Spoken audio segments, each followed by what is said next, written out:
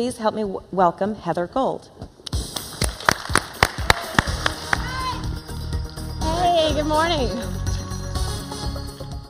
Hey, good morning, conference people. Are you pumped? Woohoo! I feel like I'm supposed to be encouraging you to sell Beanie Babies or something on QVC. You know, that's what they always do at these conferences. So I have an important question to ask all of you here. And first of all, I want to thank you all because you're awake. So you've accomplished something already today. So give yourself a hand for that, waking up. Yes, early. Okay, so would you subscribe to yourself? Seriously. After a cup of coffee, what's your name? Newt? Okay, so like, do you do Twitter? Tweet? Blog? Do you read your own stuff?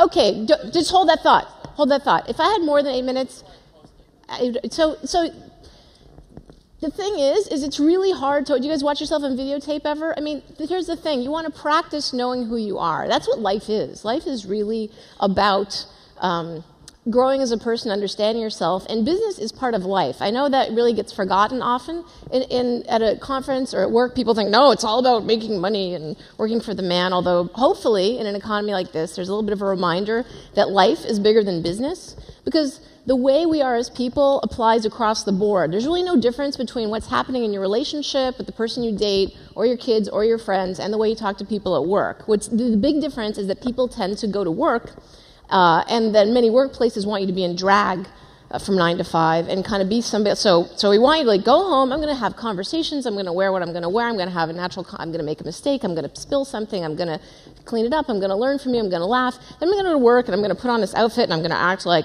nothing is ever wrong. I'm consistent with the brand. I'm excited to provide end-to-end server solutions with you. I'm very passionate about my PowerPoint.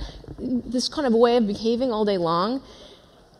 Right? And then your company says, I know what we'll do. Let's get some consultants. And they'll come in here and we'll do some conferences and workshops with them. And we're going to practice being innovative and creative while we're in drag. It doesn't work. I mean, it's sort of, everybody wants to be themselves. Everybody wants to be seen as themselves, cared for as themselves. And that's why the stuff formerly known as marketing is really just about talking to people and, more importantly, listening to people and listening to yourself. Marketing is really selling other people the story you tell yourself. And the biggest mistake a lot of people make in the world of business is they don't get that they're telling themselves a story, or they believe their own story.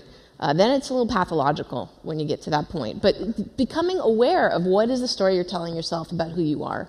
And the beautiful thing about the social web is you are now getting mirrored and reflected to constantly, all the time, about what you say in your own stream, Newt, or what other people say to you. And you can get enough feedback from enough places that you can start, if you listen. It's getting harder and harder not to listen because there's so many other people. It's harder to just dismiss every single other person who has an opinion about you. It's not to say every single person's always right, but you know, if you get 400 emails and 398 of them told you were just a schmuck, you're probably schmuck. Which doesn't mean there's anything, horrible about it, but own it. Own whatever it is that you're doing. The key to comedy, the key to all improv is to completely own and accept the moment. Accept that we're here at 8:55 in a conference room in a giant space in Moscone Center. We're not in a little intimate jazz club in Chicago, and that's how we're going to act. We're going to act based on how we are here.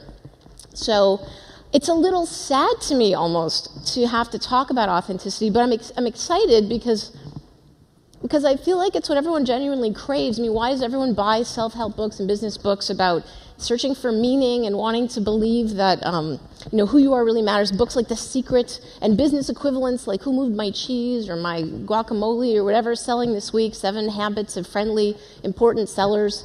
All of those books are really quick shortcuts to self-knowledge. They're attempting to be shortcuts to self-knowledge. The best way to get to know yourself is to practice.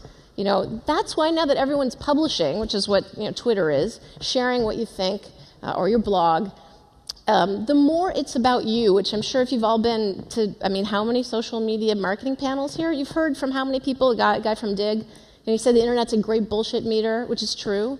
But the internet's just people.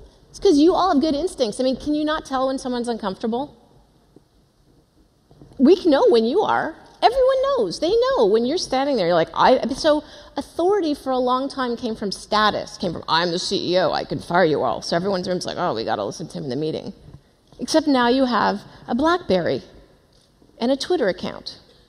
So if he's making sense, sorry, I may assume it's a he, but if this person's like blah, blah, blah, blah, blah, blah, in the whole room, and you hear it as wah, wah, wah, wah, wah, you get the Twitter gap, right, which says you're going to get this big gap between what he's saying and what he really means, what you feel he believes, and jokes will be the thing that goes into that gap, and they will all be on Twitter.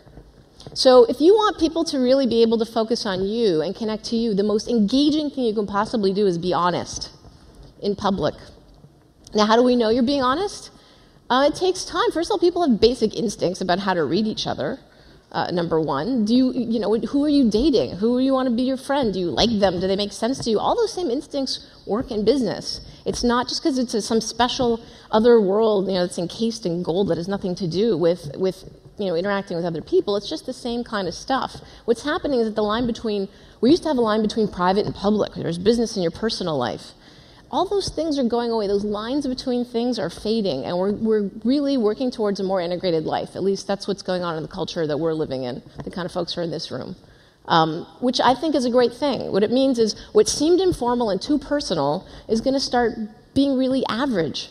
I mean, I think I've talked to a number of people at the conference who are confused, like, well, I have an account as myself, and I have an account when I do my work for Windows, or I do my work for Microsoft or Adobe or whatever it is that you work for. Like, I'm going to have two different personas, and I'm going to be two different people, and there's me, the person, and then maybe I'm allowed to talk about my golf game, because that's like an approved part of my personality for work.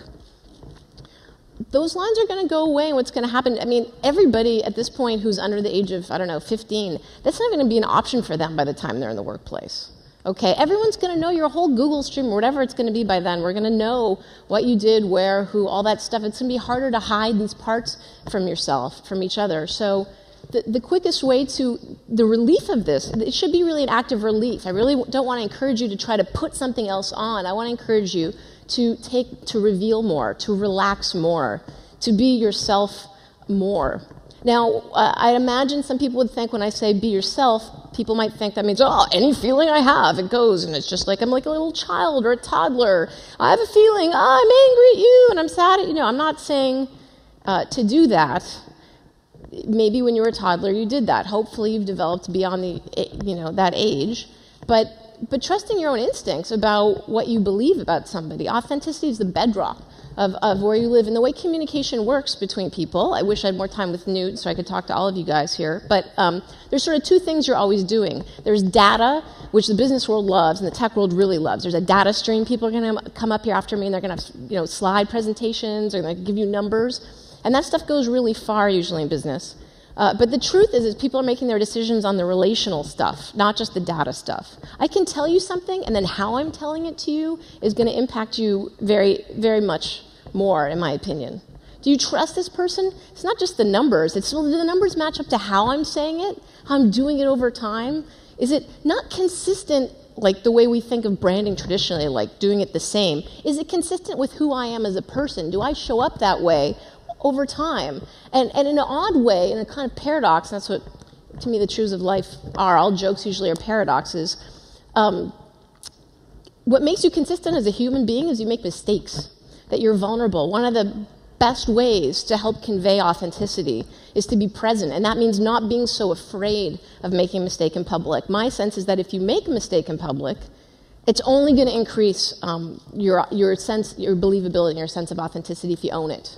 So I want to leave you guys with that, and I want to just let you know that, like Dr. Spock would say, trust yourself. You know more than you think you do. You know how to have a conversation. You know who you are in your regular life. Don't be afraid to be that person all of the time. That's going to be what gives us businesses that relate to real needs, because you'll be listening to your own. Thank you very much, and enjoy your morning here at Web 2.0. Thanks for having me.